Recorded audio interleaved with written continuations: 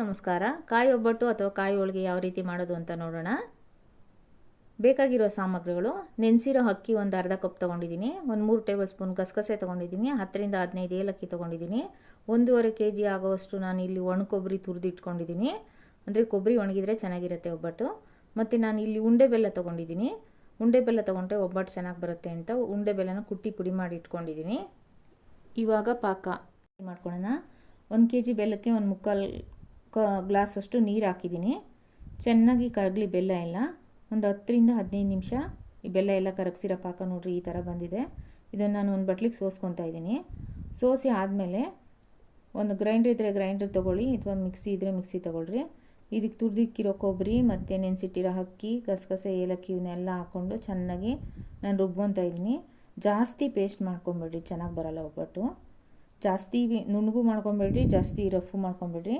ಒಂದು ಹದವಾಗಿ ಚೆನ್ನಾಗಿ ಕಲಿಸ್ಕೊಂಡು ಹೂರಣ ರೆಡಿ ಮಾಡ್ಕೊಳ್ರಿ. ನೋಡಿರಿ, ನಂದು ಇಲ್ಲಿ ಹೂರಣ ರೆಡಿ ಆಗಿದೆ. ಈಗ ಮೈದಾ ರೆಡಿ ಮಾಡ್ಕೊಳ್ಳೋಣ. ಒಂದು ಅರ್ಧ kg ಅಷ್ಟು ಚಿರೋಟಿ ರವೆ ತೊಗೊಂಡಿದ್ದೀನಿ. ಇದನ್ನು ಚೆನ್ನಾಗಿ ನೋಡಿ ನೀರು ಹಾಕ್ಕೊಂಡು ಕಲಿಸ್ಕೊತಾ ಇದ್ದೀನಿ. ಇದನ್ನು ನೀರು ಹಾಕ್ಕೊಂಡು ಕಲಸಾದ್ಮೇಲೆ ಒಂದು 2-3 ನಿಮಿಷ ಪಕ್ಕಕ್ಕೆ ಇಟ್ಬಿಡೋಣ. ಆಮೇಲೆ ನೆಕ್ಸ್ಟು ಇದಕ್ಕೇ ಅರ್ಧ kg ಅಷ್ಟು ಮೈದಾ ತೊಗೊಂಡು ಮಿಕ್ಸ್ ಮಾಡ್ಕೊತಾ ಇದ್ದೀನಿ. ಚೆನ್ನಾಗಿ ನೋಡಿ ಮೈದಾ ಮತ್ತು ರವೆ ಎರಡೂ ಮಿಕ್ಸ್ ಮಾಡ್ಕೊಂಡು ಚೆನ್ನಾಗಿ ನಾದ್ಕೊತಾ ಇದ್ದೀನಿ.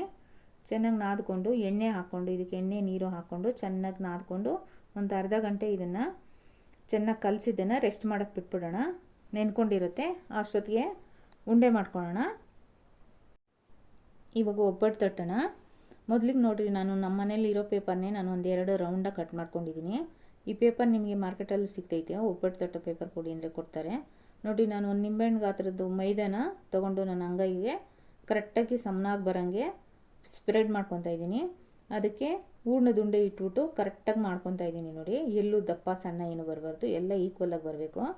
ಚೆನ್ನಾಗಿ ಆದಮೇಲೆ ಎಣ್ಣೆ ಅಥವಾ ತುಪ್ಪ ಹಾಕ್ಕೊಂಡು ನೋಡಿ ಈ ಥರ ಮಾಡಿಬಿಟ್ಟು ಒಂದು ಫಸ್ಟ್ ಪೇಪರ್ಗೆ ಎಣ್ಣೆ ಹಚ್ಬಿಟ್ಟು ಅದ್ರ ಮೇಲೆ ಒಂದು ಪೇಪರ್ ಹಾಕ್ಕೊಂಡು ನೋಡಿರಿ ಹಿಂಗೆ ತಟ್ತಾ ಇದ್ದೀನಿ. ಕರೆಕ್ಟಾಗಿ ಬರಬೇಕು, ತೆಳ್ಳಗೂ ಬರಬಾರ್ದು, ದಪ್ಪಗೂ ಬರಬಾರ್ದು, ಮೀಡಿಯಮಾಗಿ ಬಂದರೆ ಚೆನ್ನಾಗಿರುತ್ತೆ. ಈ ಥರ ಮಾಡಿಕೊಂಡು ನೋಡಿ ಇವಾಗ ನಾನು ತೆಗಿತಾ ಇದ್ದೀನಿ. ತವ ಕಾಯ್ದಿದೆ ನೋಡಿ. ಇವಾಗ ನಾನು ತವದ ಮೇಲೆ ಹಾಕ್ತಾಯಿದ್ದೀನಿ. ಇದು 1 ನಿಮಿಷ ಅಥವಾ 3/4 ನಿಮಿಷ ಒಂದು ಸೈಡು, ಇನ್ನೊಂದು 3/4 ನಿಮಿಷ ಒಂದು ಸೈಡ್ ಬಂದರೆ ಪರ್ಫೆಕ್ಟಾಗಿ ಬರ್ತದೆ. ನೋಡಿ ಈ ಥರ ಬರುತ್ತೆ ಒಬ್ಬಟ್ಟು. ನೀವು ಯಾರಾದರೂ ನೆಂಟರು ಬಂದರೆ ಅಥವಾ ಹಬ್ಬಕ್ಕೆ ಮಾಡಿಕೊಂಡ್ರೆ ತುಂಬ ಚೆನ್ನಾಗಿರುತ್ತೆ. ಒಂದ್ಸರಿ ಟೇಸ್ಟ್ ಮಾಡಿ. ಲೈಕ್ ಮಾಡಿ, ಶೇರ್ ಮಾಡಿ. ವಿಡಿಯೋ ಇಷ್ಟ ಆಗಿದ್ದರೆ ಕಮೆಂಟ್ ಮಾಡಿ. Thank you.